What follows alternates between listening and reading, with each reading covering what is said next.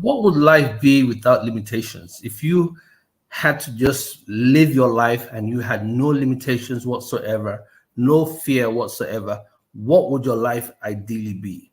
My guest today is all the way from Minnesota in the USA, a descendant from Liberia, has a special and a unique story. Welcome to Broken Not Shattered, your host, Ike O. Let me not waste much of your time and bring in my guest because I am super excited to sit down and have a wonderful chat with this lovely individual all the way from Minnesota. Ladies and gentlemen, from the east, the west, the north, and the south, please welcome my guest today on BNS, Miss Samarika. How are you, Samarika?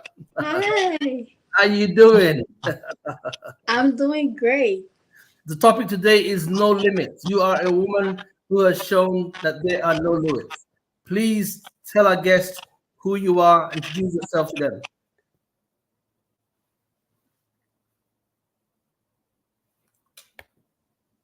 First of all, I want to say thank you for giving me the opportunity to be on your platform, and it is an honor being here. I am grateful to be able to share my story. And my name is Semrika Kit Zoga, and I am from Liberia, West Africa. I'm a mother to an amazing, soon to be 14 years old, and I'm an advocate. I am an aspiring model. Um, I'm an entrepreneur, and I wear so many caps. So that is some part of me. That's a lot of caps you're wearing there, girl. I must say. Yeah. Okay, question. You said you wear several caps. What is the most important cap that you wear?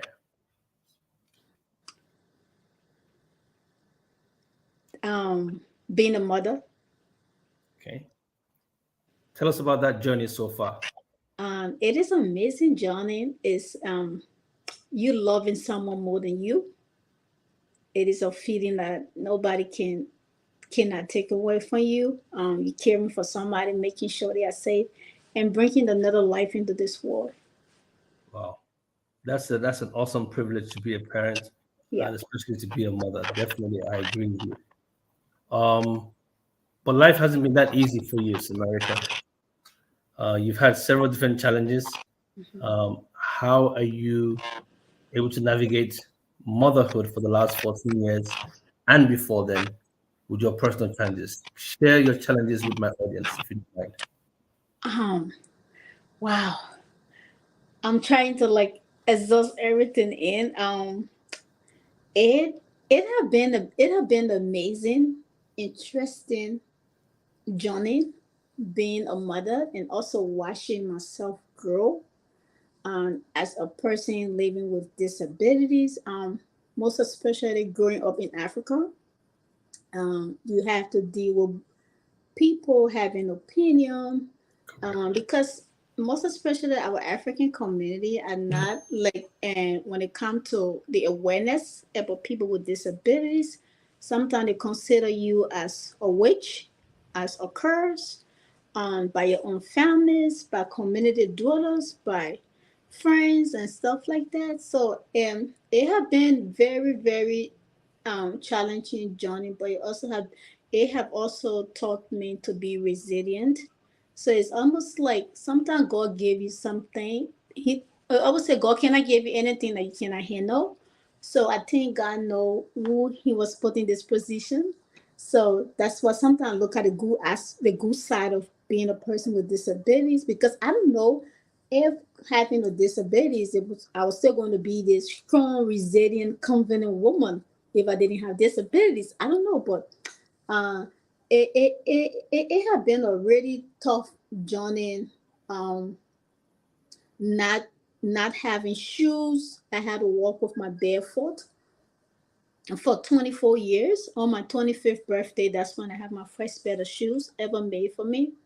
Um, and then and carrying a child in Africa, people had an opinion. People thought that because I had a disabilities, I was going to give birth to a disabled child, and my disabilities is not genetic, Right. stuff like that. But because people lack the education, so all they thought that I was going to have a child with disabilities, and it was it was hard. Sometimes you, most especially when a woman pregnant, you need a support system. But when you're not having the support system, even giving birth, to even have like in-laws come to say hi, nobody did it. People were just like a little bit pushback on it. But today, it was the best thing that ever happened to me. Is being a mother to my daughter. She protects me. She's very, very protective of her mom. She's very proud. She's not a child that is like shy of her mommy. And if even in America I go to her school, she would be so excited, trying to show me to all her friends, and be even when her friends like trying to like say, "Oh, why mommy for us like that?" She would get mad. She wanna like fight and stuff like that. And I tell her, it's okay. Yeah, and I would tell her, it's okay. You have to tell your mommy is different or your mommy is unique and stuff like that. But she's very, very protective. But it was a very hard and very tough journey. Have to walk in the rain, have to walk in the mud, um, with my barefoot, and because of that, I had a lot of like medical issues with my feet because of walking for 24 years with no shoes and all this stuff until I was blessed to come to the US and have my first pair of shoes by my mentor, and who was able to take me to a doctor. And today I can wear shoes and I'm able to move around. Yeah. Wow, what an incredible story that you can actually could come back from such traumatic experiences, walking around without shoes um, for 24 years in Liberia, almost seen as an outcast. And here you are today. You are a voice to those who don't have a voice. I call them the voiceless. You are a beacon of hope to the hopeless. And like your African Liberian name says, you are indeed a beautiful woman, both outside and in the inside, based on our conversation we had prior to coming on the show. I am super, super, super proud of you.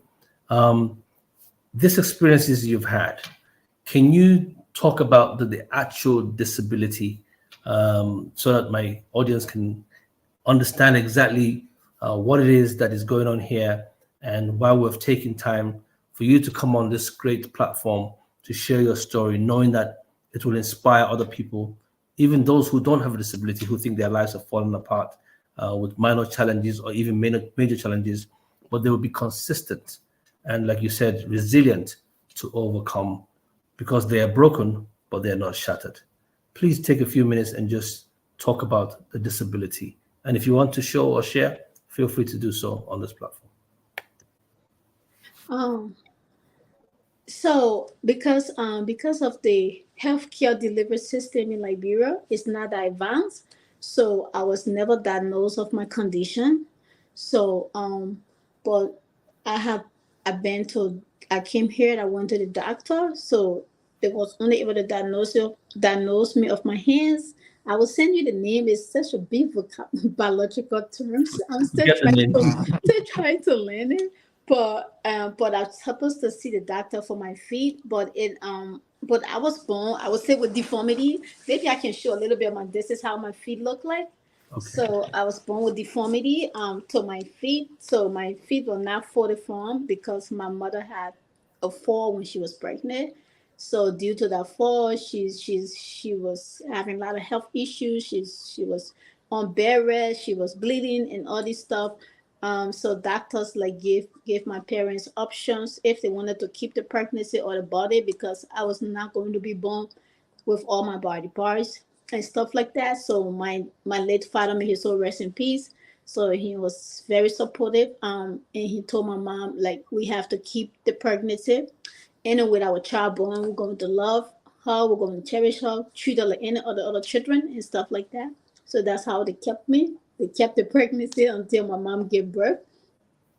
At the EAW hospital, it's one of the biggest hospital in Liberia. So that's what my mom gave birth to me, and some of my aunties had stories. They're like, when your mom just gave birth, people was around the hospital. Some people say you look like sea monkey. Some people say you look like witch. So they had all these names. Even my own family, my late grandmother, my dad and my mom, refused for me to enter the house. She was angry with my dad. Why are you so excited about this thing that is born?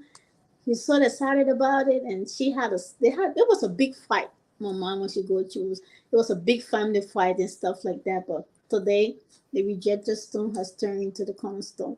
Amen. The rejected stone has turned into the cornerstone. Do you mind doing this for me so my audience can see? There you go. Wow. Wow. This is this is this is a story that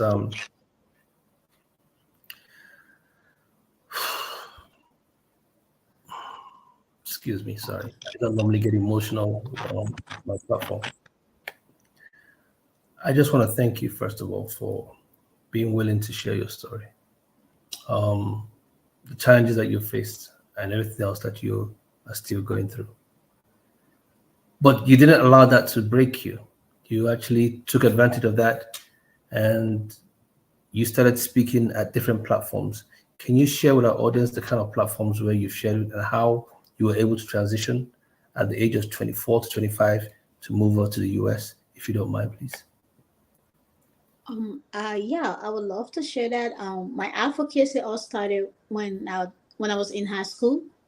My foster dad went and took me to a boarding school, and he went to register me, and the registrar said, "Oh, we can accept her because of her condition. The kid at the school going to laugh at her, and sometimes we don't have control, and we don't want like emotionally the child because she's a little different from the other kid in the school and stuff like that."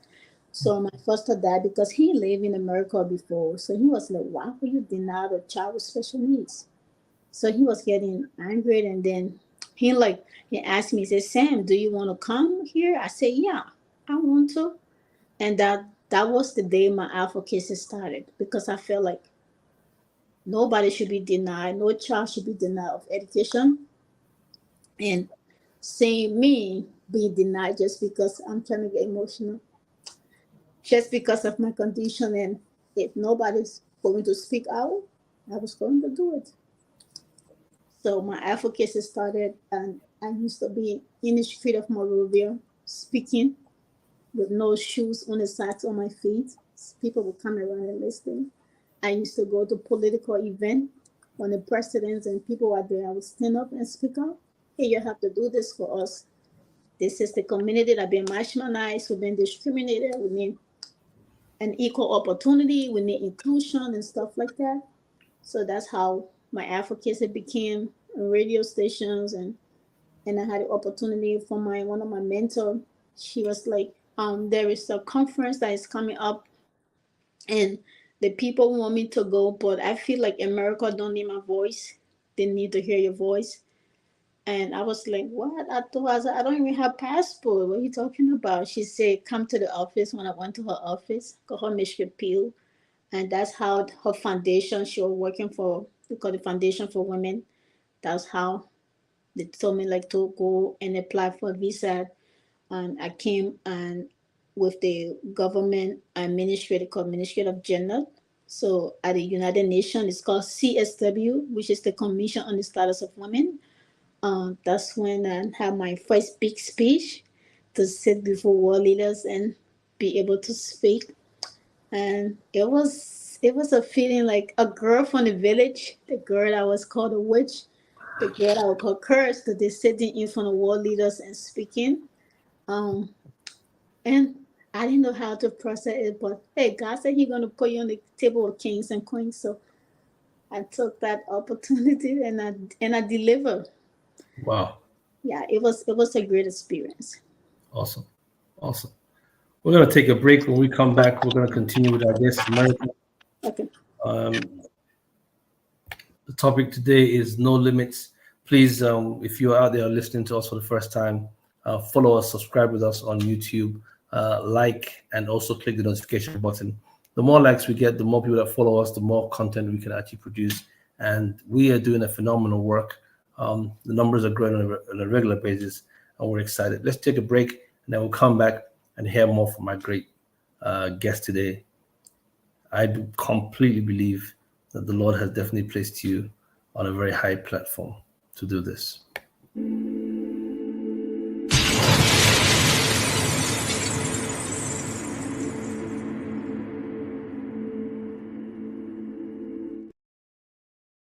Today's topic is no limits. My guest is America, who is Liberian but actually lives in the US.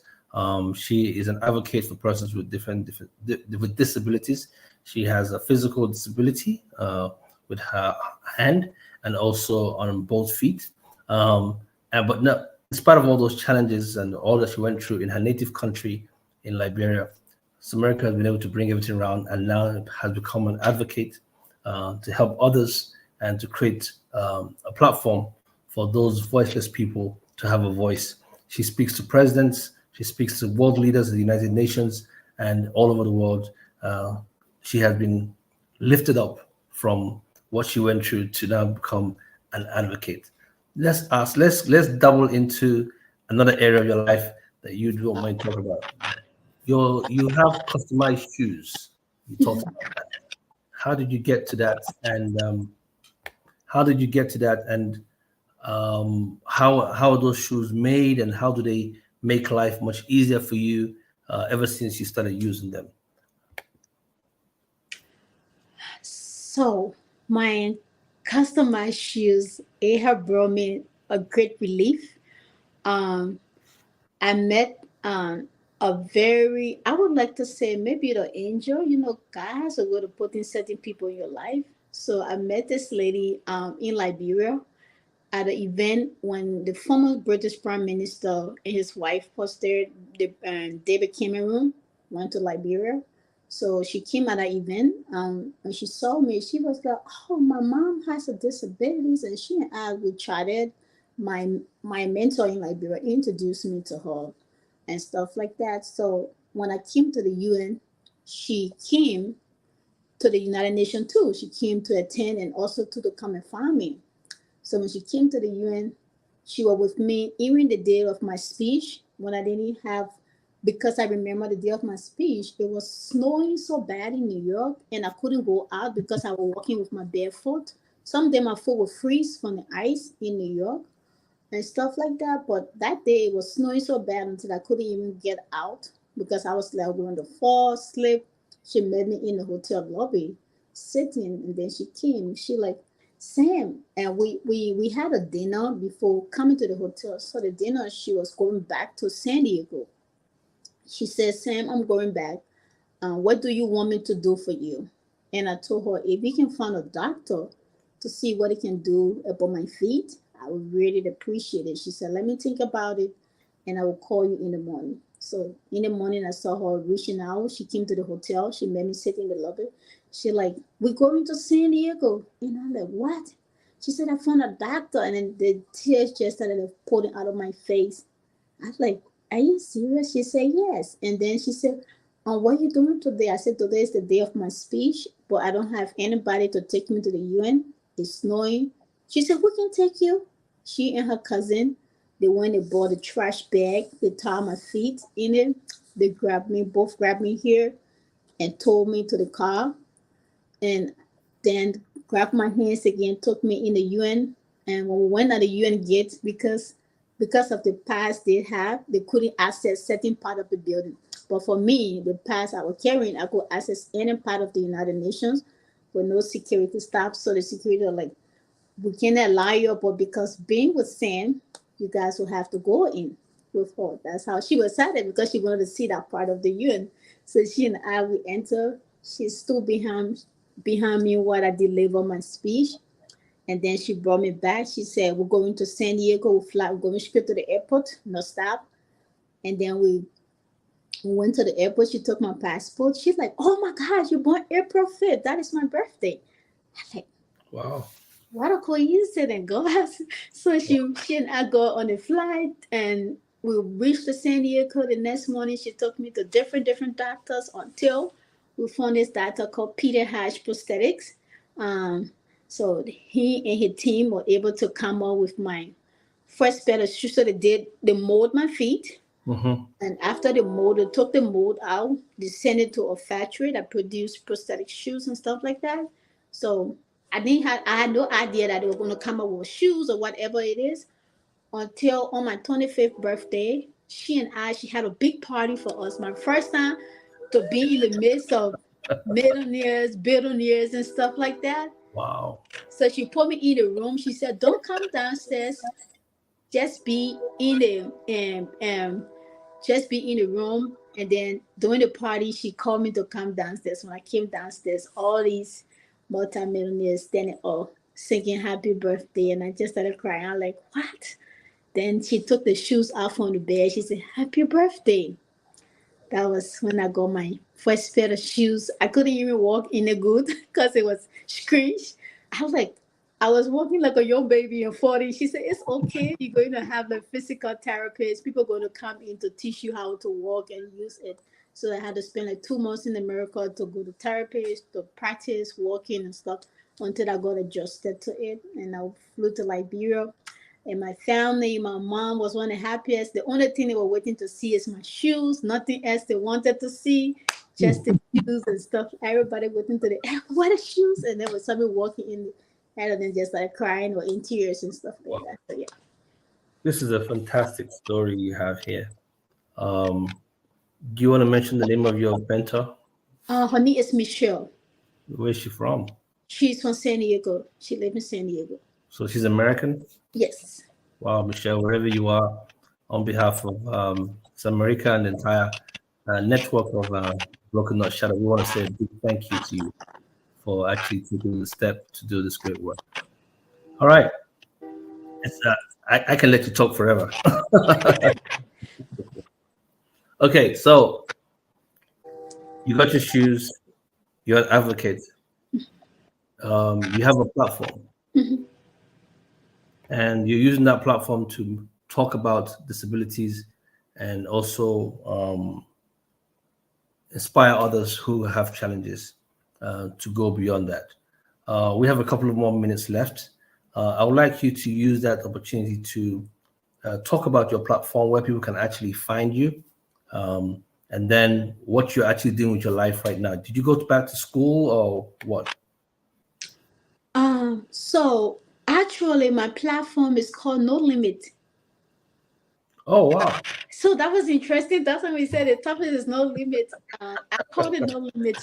So you see, God, the universe working in a mysterious way. Mhm. Um, but I called it no limit because I felt like throughout my life I have been limited. People have told me I couldn't do this or because of my disabilities. So when I decided, I have a pastor friend with like she's like a big sister. She's a pastor to me, so I like confide in her. So I told her, I said, I love fashion. I love to model. I love clothes. It's like something that is very therapeutic for me and stuff like that. So I said, but I want to get myself out there. But before people know me, they have to maybe I want to create a platform that I can put my pictures and stuff like that. She said, sure. So that's how I created my platform, No Limit. So when I created it, and then she told me, she said, she said, you know the internet, right? You know how people are ignorant, they're going to come after you, your condition, you're different. Are you ready? I said, yeah. She said, are you ready mentally to like be able to embrace all these trolls and haters on the internet because people can be very mean. And I said, yeah, I think so. So that's how I created my platform on Facebook first. It's called No Limit. And I started posting pictures and I started advocating, like bringing some story from my country that nobody would talk about, disabled girls being raped and stuff like that. And nobody's speaking about it. I would bring about those topics and started like bringing other guests on to have these discussions, how to educate our African community because the ignorance and stuff like that. So that's how I started, and also to started like making my beautiful pictures, doing photo shoot and all these crazy stuff. Um, and then the platform pick up. Then I said, then somebody again told me like one of my somebody that followed me like say, "Oh, you make beautiful videos. You want to go on TikTok? It would be people would love to hear your story there too." So I was like, "What do you call TikTok?" My daughter was like, "No, it's not for old people. You old. It's for young people." So I laugh about it. I'm like, "No, I'm going there. I'm old. I'm going." So that's how I opened my TikTok account 2 years ago, and now it's like 50 plus thousand followers on TikTok. And then people are like, "Go on YouTube." 6 months I started YouTube, Instagram like few two I think 2 to 3 weeks ago, and my one of my video went viral, and up to now it's like just blow up. And I don't know, but I think it's because of consistency, being consistent in what you want to do.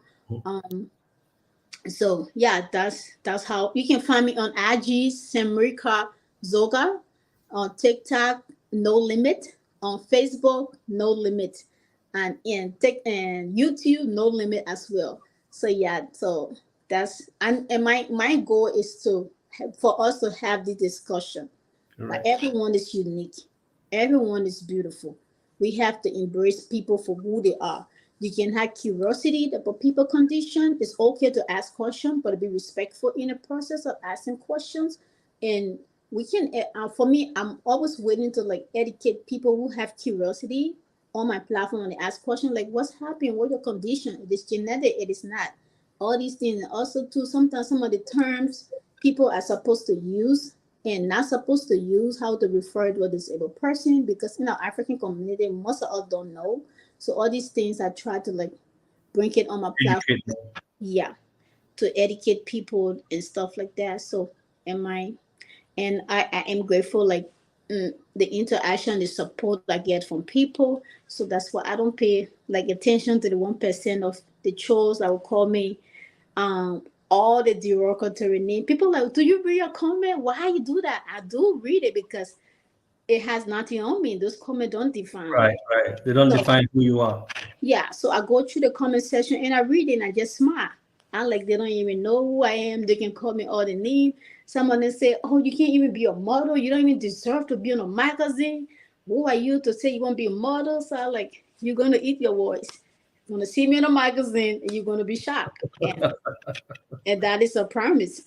Mhm. So yeah, so um and I am grateful to be this far, and also grateful for the community that I have, my family, my friends. My mom is one of those women I pray every day, and she have never treated me different for any of my sibling. She even more tough on me than even my other sibling. And when I was small, I remember I always used to cry. I thought she hit me. Peter, why she making me to work? Why she making me to wash clothes? Because I wash clothes. She make me to cook. She make me to do all the house choices and stuff. And I would get very angry and I'll be like, she hit me, but she will prepare me for this world. She wanted me Yes, to right. be independent. And today I'm an independent woman. I live in America with no immediate family, just me and my daughter, being a disabled woman, and here working 2 jobs, have to put food on my table, put shit over the head of my daughter and stuff like that. And I'm thinking I'm doing good. I'm not there yet, but I'm getting there. Wow. You are on your way there and you'll be there soon than you even know. And this, I just like your energy. I love your vibe. I love what you bring to the table, what you bring to the platform. Your story is very passionate, and I pray someone sees it or contacts you and just takes it to another level. The sky even is not your limit, because we don't have limits on this platform. Samerica, thank you so much. But before I let you go, I have a few people who are asking questions. Are you in a relationship? Oh God. All right. Well, how do I answer this question? I would say I was married, but I divorced. So at this point I'm just like enjoying life and enjoying company of people and stuff like that, and just getting to know myself and falling in love with myself until can be able to share that experience with somebody, a king that deserve a coin like me. So Oh, yeah. wow. Thank you. I guess you are definitely a queen, and I pray that you find your king at some time, or your king finds you, more like it. Thank you for taking out the time in your busy schedule to be with us today at Broken Not Shattered. Um, Feel free to follow us, please, and ask your followers to follow us on our Instagram handles and YouTube on BNS Podcast. I think that's what it is. My staff will put it up at some point, hopefully before the end of the show. If not, just follow us. And for the rest of our audience, those of you all over the world who have been very supportive to this platform from the onset, just like in the case of Samerica and the many people who were brought into this platform just to share their story. I think everyone has a story, and They don't have to always be with a different ability. Last week we had a different person on platform sharing a totally different story. We just want to make sure that people have a voice, and this is the platform for it. So join us, and until next week, I'll leave you with my three famous words: love, peace, and more grace. See you next week on Broken Not Shattered. Thank you again, Samarica, for making it possible. Have a good day.